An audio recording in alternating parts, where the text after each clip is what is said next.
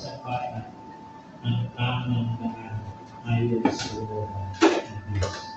So, i-dedicate po natin ngayong umaga si Lia Mesekiel ang kaloob na biyaya sa mag-asawa ng Luis at Patricia.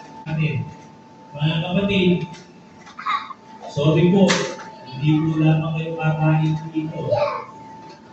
Meron po na kayong responsibility sa bata na ito.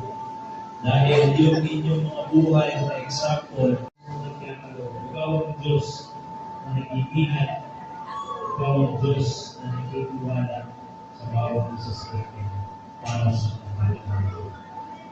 Panginoon, mayroon po kaluwalhati ka sa umaga nito.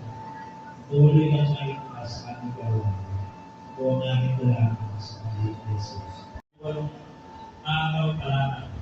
Sa pagkatuwid, isang dakila at sagradong gawain ang pagtatalaga ng isang tama sa ating Panginoon.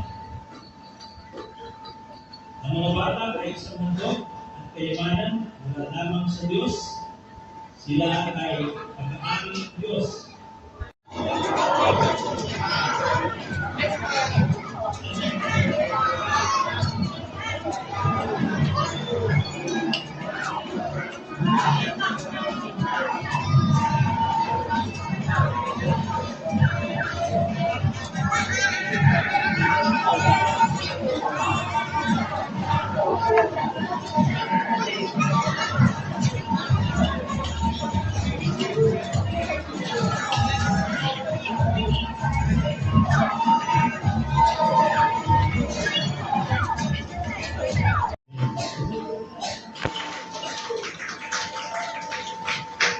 Maraming maraming araw.